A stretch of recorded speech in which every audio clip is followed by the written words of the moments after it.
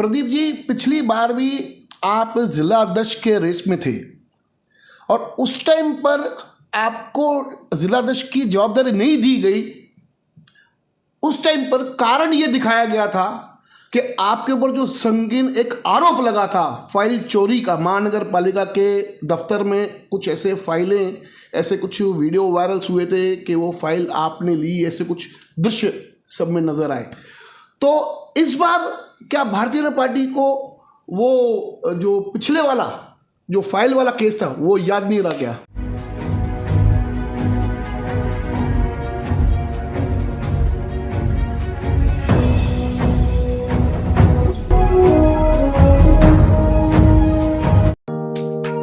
Neeraj Vinod Burani's Spacecraft Interiors. Your space, our craft. Experienced and professional team. No hidden charges.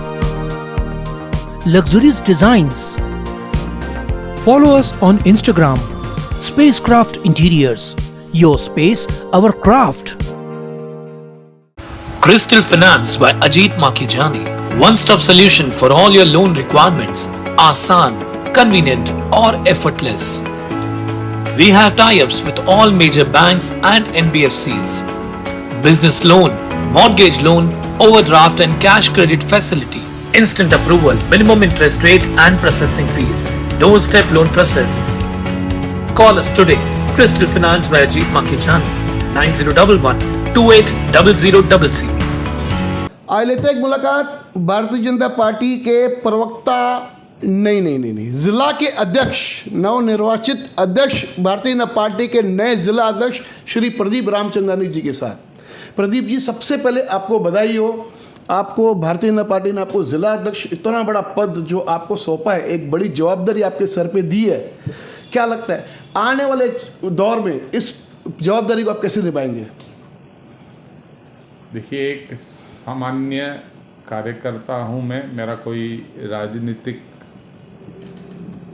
मेरे परिवार से यहाँ कहीं नहीं है। मैं एक सामान्य कार्यकर्ता से आज भारतीय जनता पार्टी उल्लासनगर का जिला अध्यक्ष बना हूँ।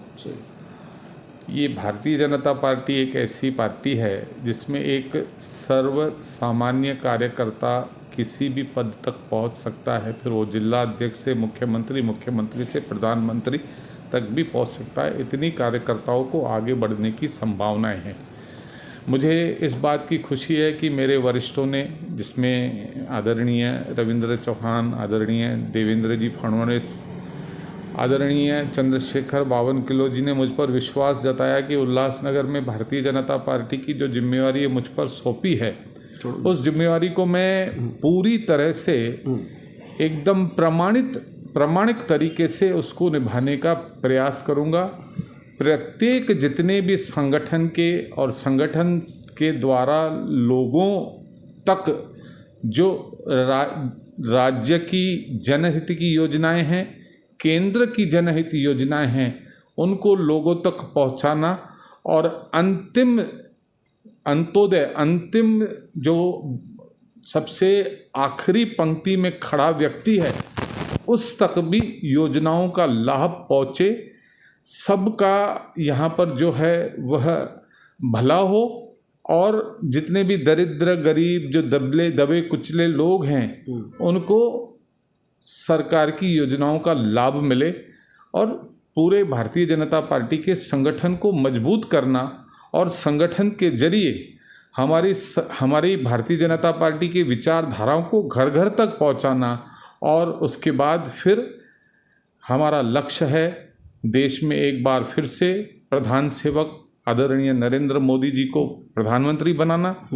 उसके बाद महाराष्ट्र में हमारी युति की सत्ता लाना और अपना आमदार उल्लासनगर से भारी बहुमतों से जितवाना और उल्लासनगर महानगर पालिका में भारतीय जनता पार्टी को नंबर 1 की पार्टी बनाना, ये मेरा लक्ष्य होगा। देखिए, अभी जैसे आपने चुनाव की बात की कि भारतीय जनता पार्टी का लक्ष्य, आपका लक्ष्य रहेगा कि भारतीय जनता पार्टी को महानगर पालिका में एक बड़े स्थान पर बिठाना, यानी महापौर।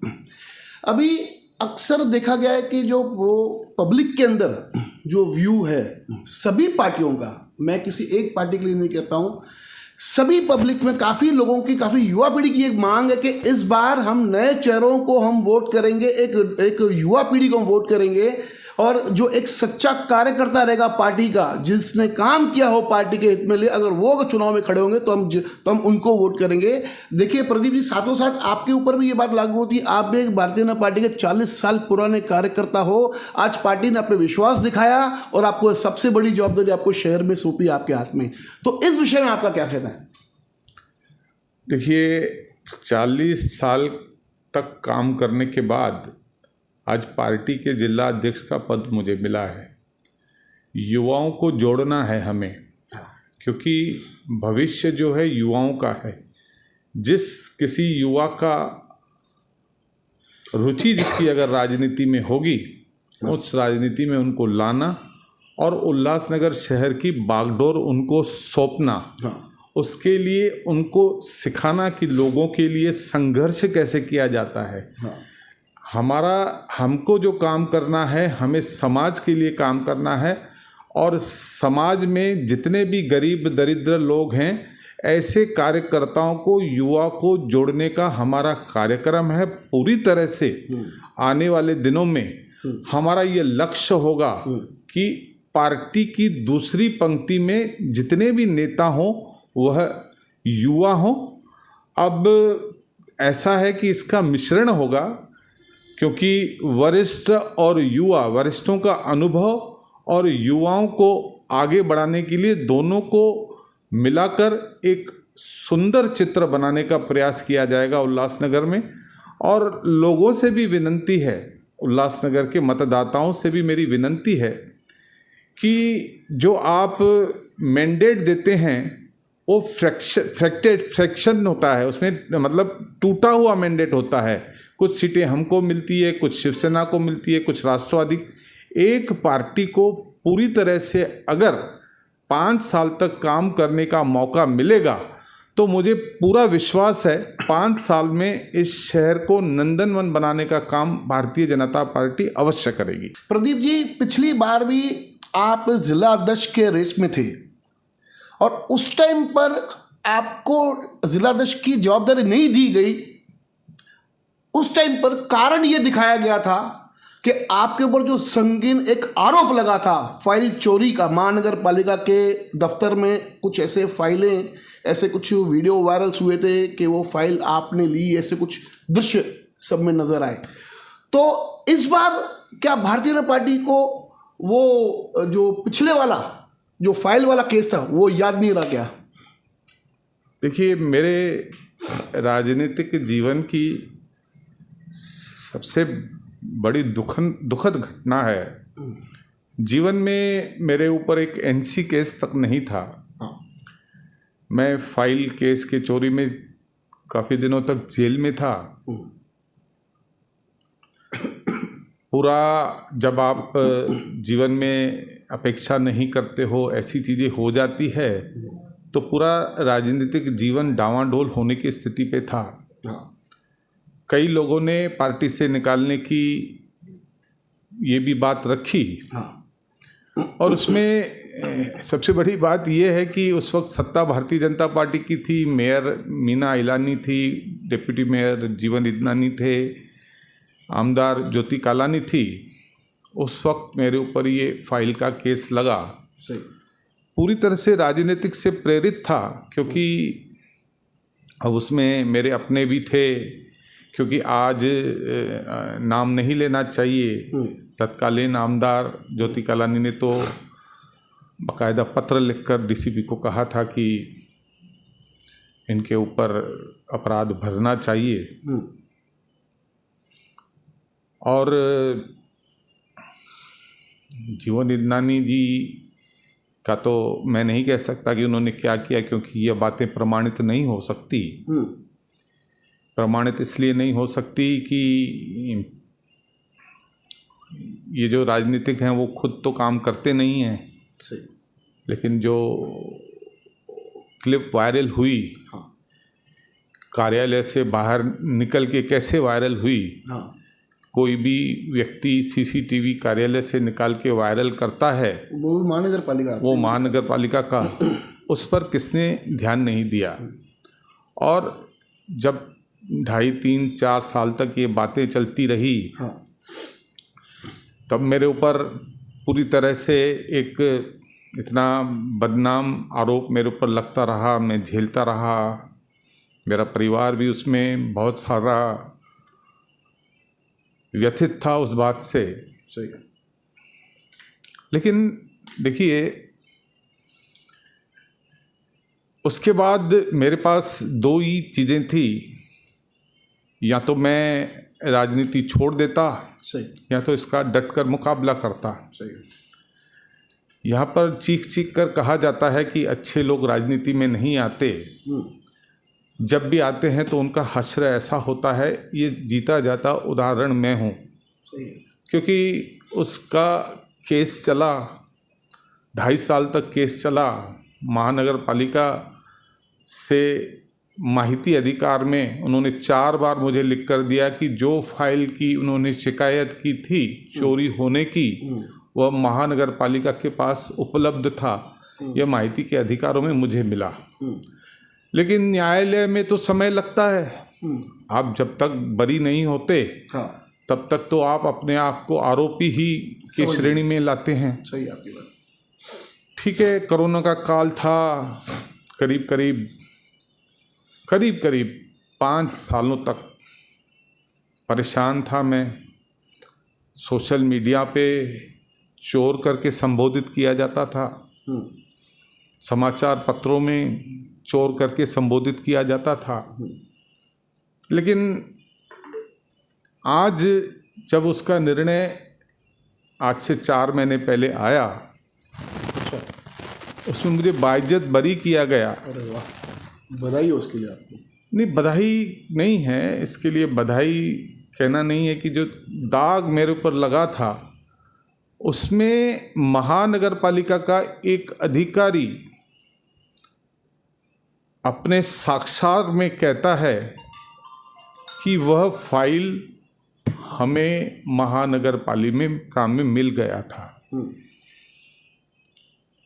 कितना दुर्भाग्य, आप बताइए कि फाइल उनके पास पड़ा था, केवल चित्र में मेरे को देखा गया, मैं कौन सा फाइल ले जा रहा हूँ, क्या कर रहा हूँ, किसी ने उसका नहीं सोचा। अगर मान लीजिए जो वो फाइल महानगर पालिका ने बताया था, वह उसका मेरा चोरी करने का उद्देश्य क्या है, कभी इन लोगों ने समझा नहीं। किसी भी चोरी करने के पीछे उद्देश्य होता है अपने आप को लाभान्वित करने के लिए, अपने को फायदा देने के लिए। सही है आपकी बात। महानगर पालिका ने जो शिकायत लिखाई थी, उसमें कहा था कि फाइल प्रदीप रामचंदानी ने चोरी किया है, उसकी कीमत मात्र 200 रुपये है। अच्छा, अब 200 रुपये की और उसका क्या मैं कर सकता था, कभी कोई नहीं बता पाया।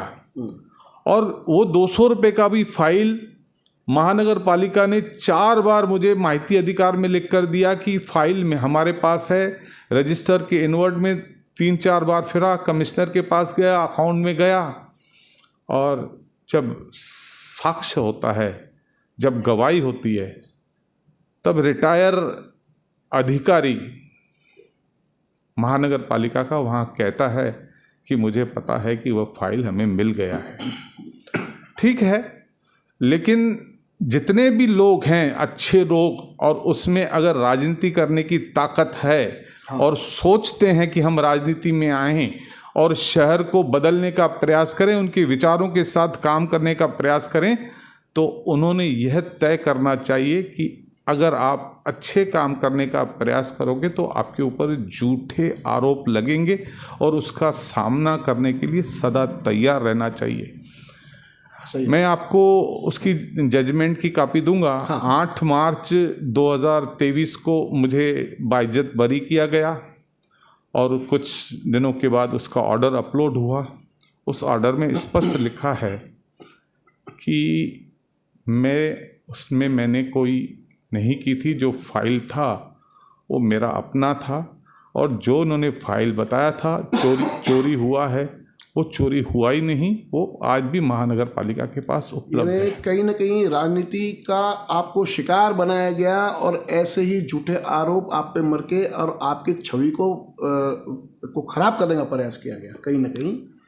देखिए, जब भी आप प्रस्तावित लोगों की भ्रष्टाचार के ऊपर चोट लगाने का प्रयास करोगे और जब भी आप सत्यता की और अच्छी बात करोगे तो ये सारे लोग मिलकर आपकी कमियों को ढूंढना शुरू कर देंगे। सही आपकी बात। और देखिए, सत्य या असत्य, न्यायिक व्यवस्थाएं इतनी जटिल हैं कि पता ही नहीं पड़ता।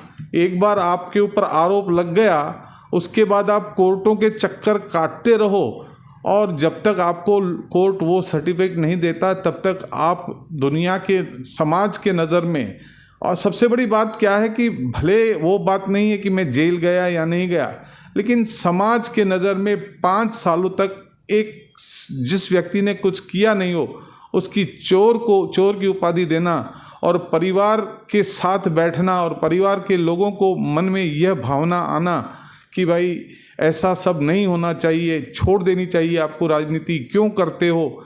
जब बड़े बुजुर्ग ऐसे बोलते हैं, अगर इसी तरह की बातें होंगी तो मुझे लगता नहीं है कि ये समाज के लिए अच्छा संदेश है। अच्छे लोगों को आना चाहिए क्योंकि अच्छे लोगों का ही काम है राजनीति में, और देश को बदलने के लिए युवाओं की ज़रूरत है, अच्छे लोगों की ज़रूरत है। इसीलिए समय समय पर मैं लोगों से कहता हूँ, मेरे पास भी पर्याय था, मैं छोड़ देता राजनीति। मैं अपने जीवन में बहुत ही संपन्न व्यक्ति हूँ, आर्थिक कभी मेरे पास कमी नहीं। मेरे पिताजी के ज़माने से मैं काफ़ी संपन्न व्यक्ति हूँ। मुझे राजनीति, मैंने अपना एक पैशन समझ के राजनीति की, लेकिन उसका हश्र जो मेरे साथ हुआ उसका भी मैंने कड़ाई से मुकाबला किया। और आज सुखद एहसास है कि भारतीय जनता पार्टी ने देर से ही सही लेकिन मुझे जिला अध्यक्ष पद दिया और उसकी नियुक्ति की।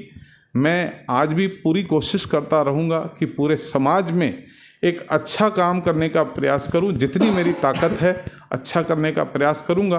और जितने भी मुद्दे हैं उल्लासनगर के लोगों के समाज, उसका आवाज़ तो मैं मुखर हमेशा करता रहूंगा।